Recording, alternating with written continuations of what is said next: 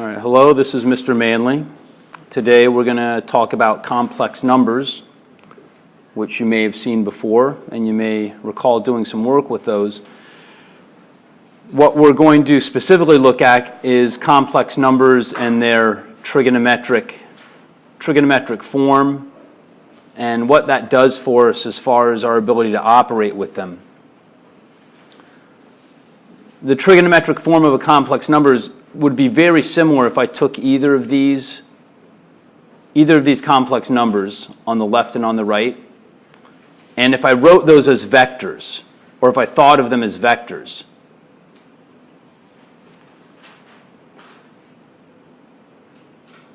It's going to be very similar. The complex number 4 minus 3i is going to be very similar to the vector 4, negative 3. Now, what would I do with the vector 4, negative 3? I could graph that. I'll do a scale of 2. And 4, negative 3 would be over to the right 4. And then it would be down negative 3, which would place it here. Now, we're not talking about a vector. We are talking about the complex number 4 minus 3i. So I need to keep some of this. So I'm just going to mark the position. I'm not going to put the arrow, because when I put the arrow, that's indicating a vector. So I'm just going to mark the position down there, and you can see down in the right corner there, or the fourth quadrant, that I've got the complex number 4 minus 3i. Now, what was something that we did with vectors, this vector 4, negative 3, something that we did with this was that we wrote it in another form, right? We wrote it in this form where there was the magnitude, and then I had the cosine of an angle and the sine of an angle. Well, that's what I'm going to do with this complex number. This complex number in trigonometric form, I'm going to use a magnitude and an angle to rewrite it in a way that looks very similar to this form of the vector. So what's the magnitude of this? Just a Pythagorean theorem, right? I've just got this leg in a right angle, and that hypotenuse. So we'll find that magnitude. So the magnitude is 5. And then I need the angle. All right, and the angle is in here. There. That's the angle. So is the green clear enough there? We're going around, and we're measuring the way we measure angles on a unit circle and the way that we measure angles for vectors. So in order to find that angle, I'm going to go ahead and use trigonometry to find this angle here. And then I'll subtract that from 360, and I'll have the angle that I'm looking for. Now I've got this angle down here at 36.9, right? So right there, I've got this angle at 36.9 degrees. Therefore, the green angle that I'm looking for, which is the angle of the complex number, that is 360 minus 36.9. And that's getting me 323.1. The way I'm going to use the 323.1 is like this. I'm going to say cosine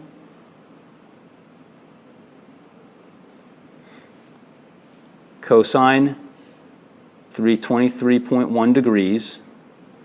All right, now I'm going to say plus. And when we did vectors, that was a comma. But in this case, I'm going to use plus. And then I'm going to go I.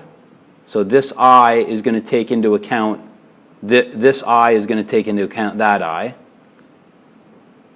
And then it's going to be the cosine of the, or the sine of the angle.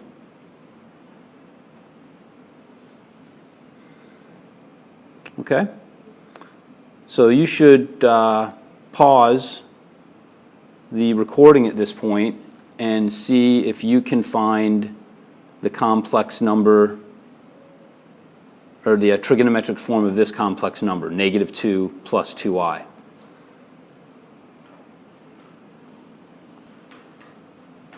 Okay, if you paused, then welcome back, and you can see the trigonometric form of this complex number. Now I'm going to take these two complex numbers here at the top of the page, and I'm going to multiply them. Simple enough. Even if you don't remember seeing this before, you can tell that this is going to be FOIL, and it's going to be a fairly trivial operation. 4 times -2 is -8, and then outside, inside, I've got plus 8. Looks like plus 8 plus 6 is plus 14i. And then last I got minus 6i squared. The I squared, of course, is going to be -1, so that'll be -8 plus 6, because the I squared is -1. And that'll give us -8 plus 6 is -2 plus 14i. Simple enough. Now down here, I've got the same numbers, but they're in trigonometric form, right? Let's look at how we multiply these. So I'm doing the same, they're the same numbers, but they're in a different form. And I'm going to multiply this this complex number times this complex number. And I get 10 rad 2, right? Can you see that? 5. So I am multiplying the magnitude times the magnitude. And then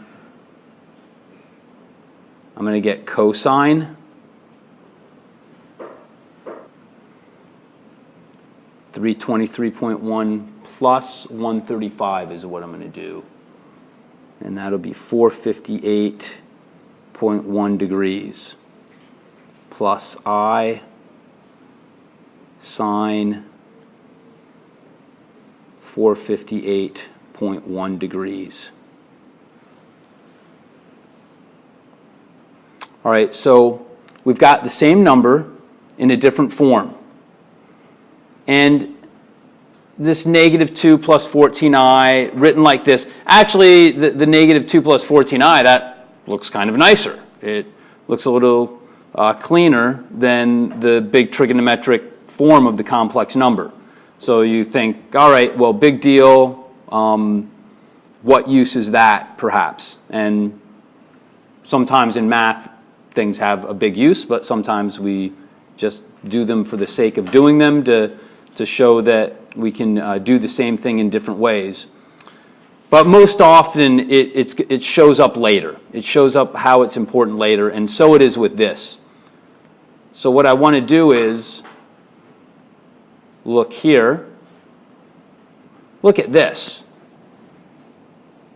Now say I wanted to expand that. Say I wanted to expand and simplify this expression.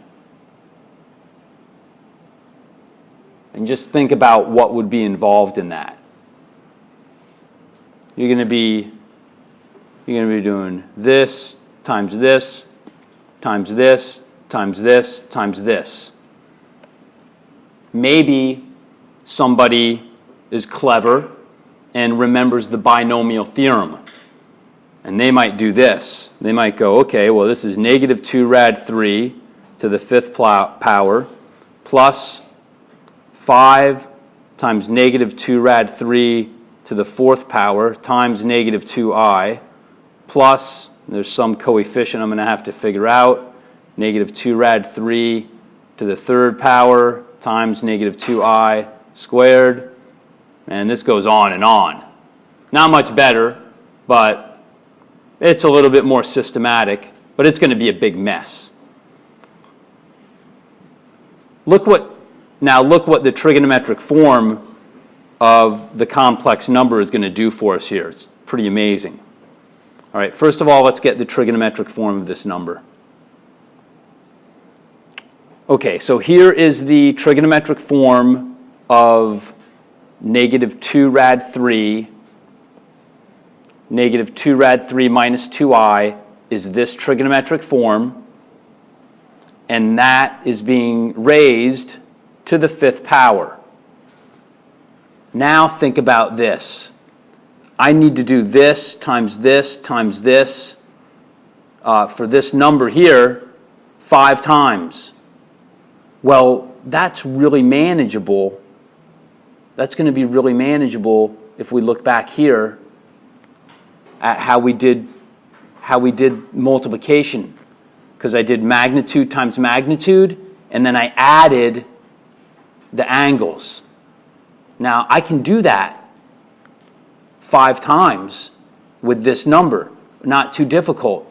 If I multiply 4, and then I go 4 times 4 times 4 times 4 times 4, easy. I'm going to call that 4 to the 5th.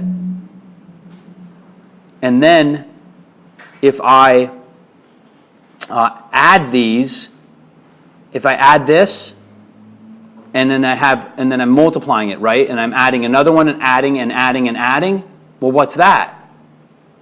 Adding something 5 times is multiplying it by 5. So I've got let me put the cosine in here.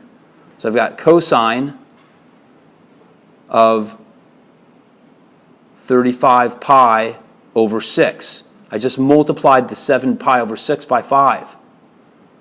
And then plus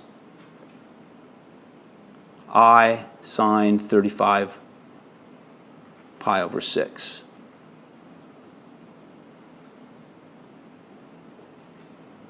See that? So that was pretty neat. Compared to, that was going to be a mess if I did that to the 5th power. But in the trigonometric form, this trigonometric form here, that was really manageable. That was very doable. Now I might even be able to simplify this fairly effectively as well. You could think about what's the coterminal angle with 35 pi over 6. So you could take a moment and think about that.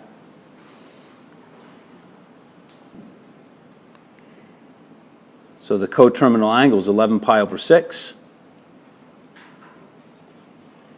Well, and I know, or I can find out easily enough, the cosine of 11 pi over 6 is rad 3 over 2, right?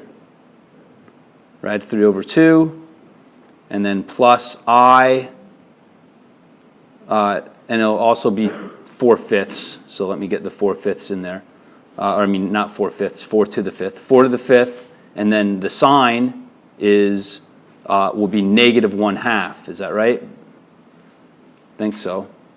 And I. So there. I still have a little, I don't know what 4 to the 5th is. I'll key that into a calculator, but pretty effective, pretty efficient, especially compared to what we were going to have to do, if you look at the top, what we were going to have to do to expand that to the 5th power. Okay, so that's enough for this lesson. We do have another lesson, and in this topic of complex numbers, but I think that's enough for now.